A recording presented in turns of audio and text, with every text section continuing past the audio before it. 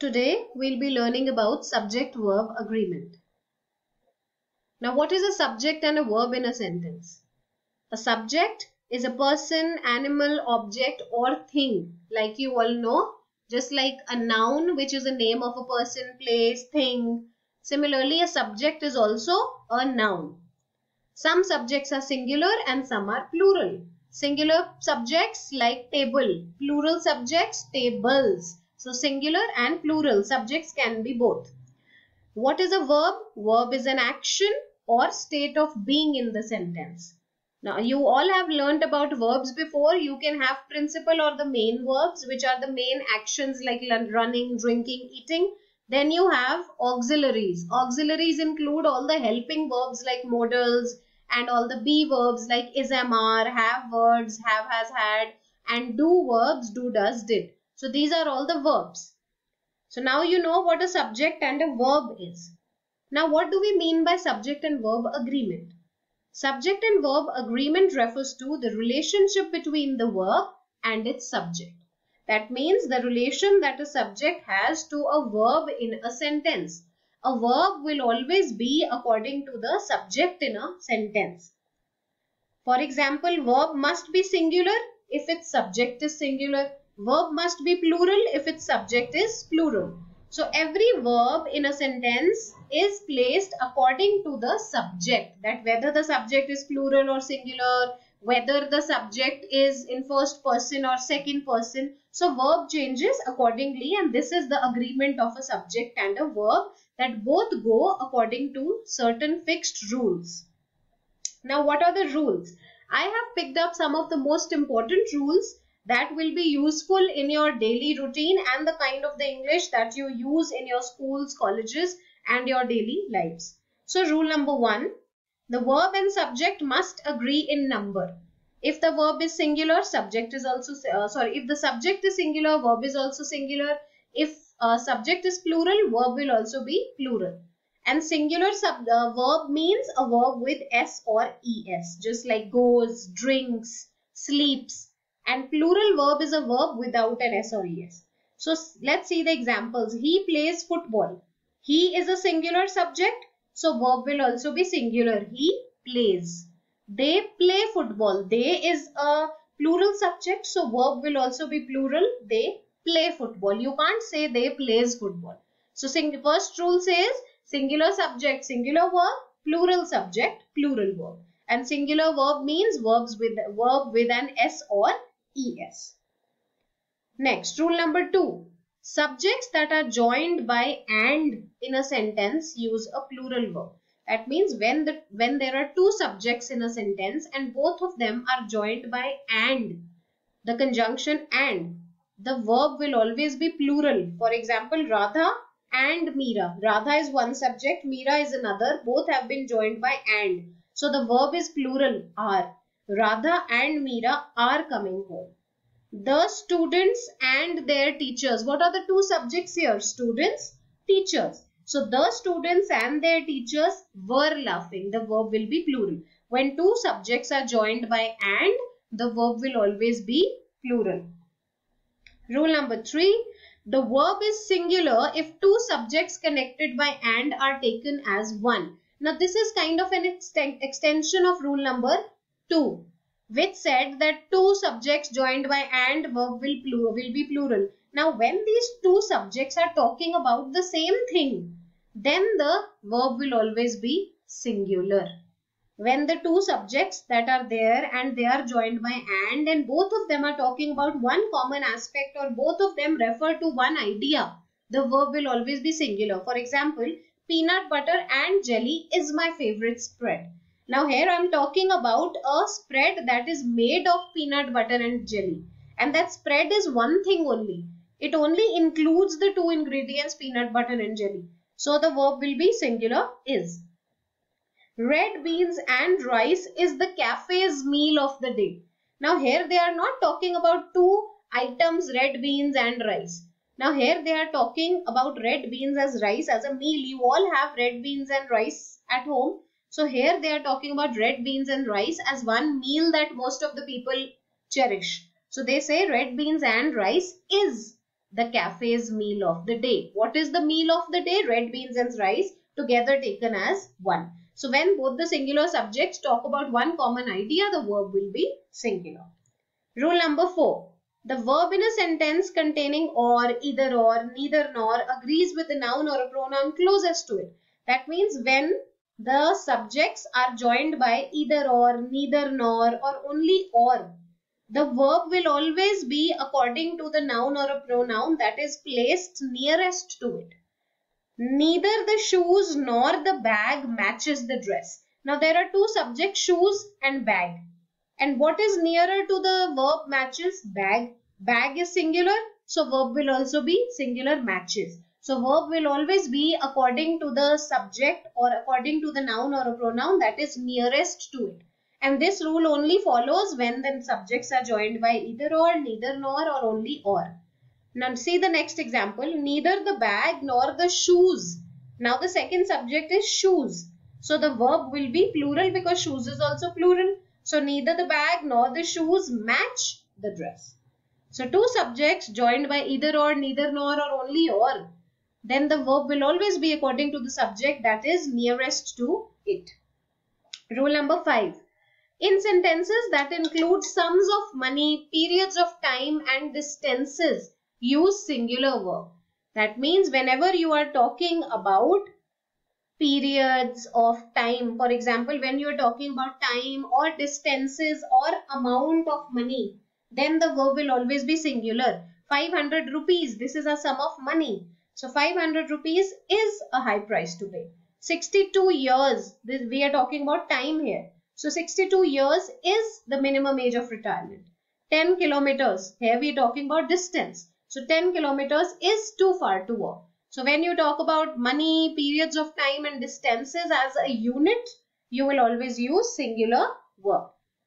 Rule number 6.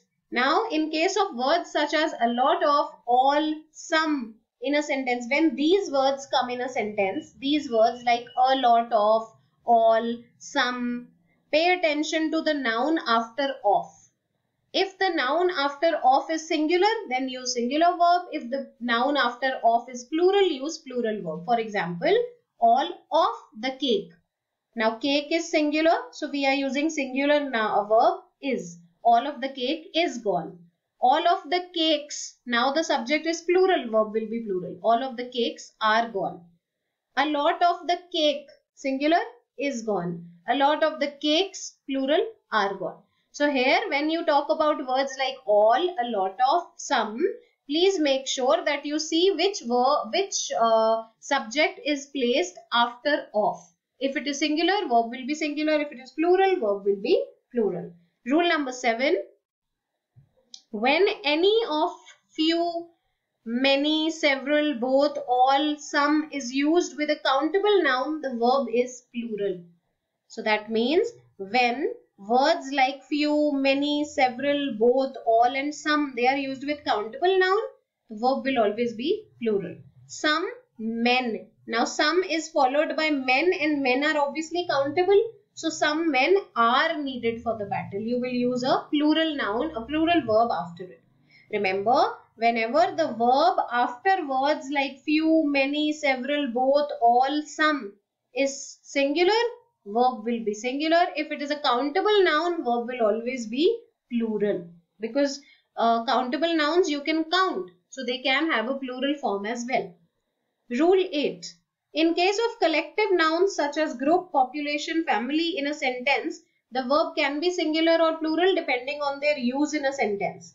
That means collective nouns, it all depends on the way you are using it. For example, if you are talking about a collective noun, usually collective noun means collection of something. A group, a collection of different items taken as one thing. So usually collective nouns are followed by singular verb only.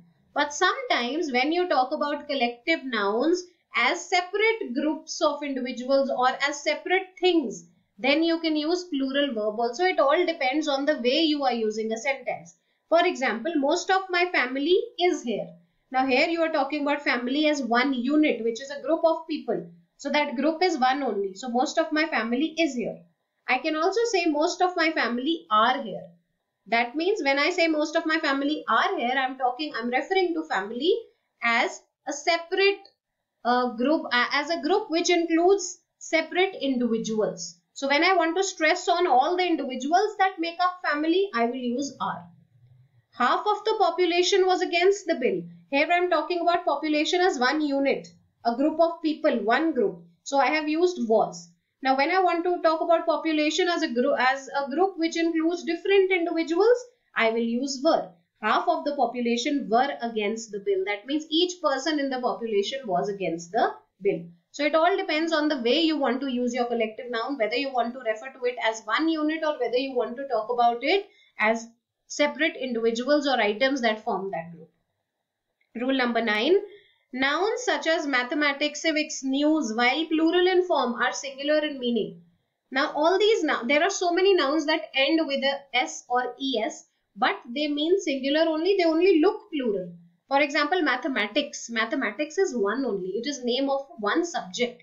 Civics is also name of one subject. News. Now news is one thing only. It is written as s. It is written with an s, but it refers to one major aspect, news. So all of these words which look plural but they have a singular meaning, they will be followed by singular verb. Mathematics is very difficult. The news is very saddening. You can't say news are very saddening.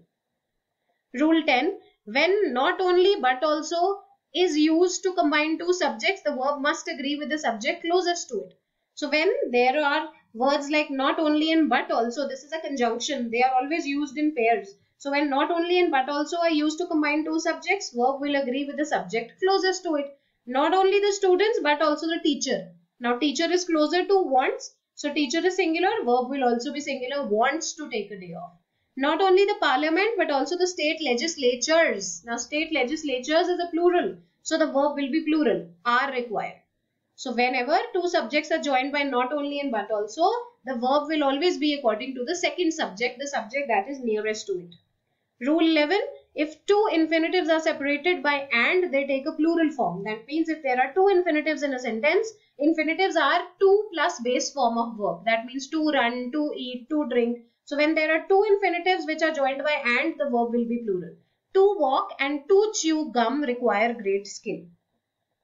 Rule 12. Some nouns are always singular and indefinite.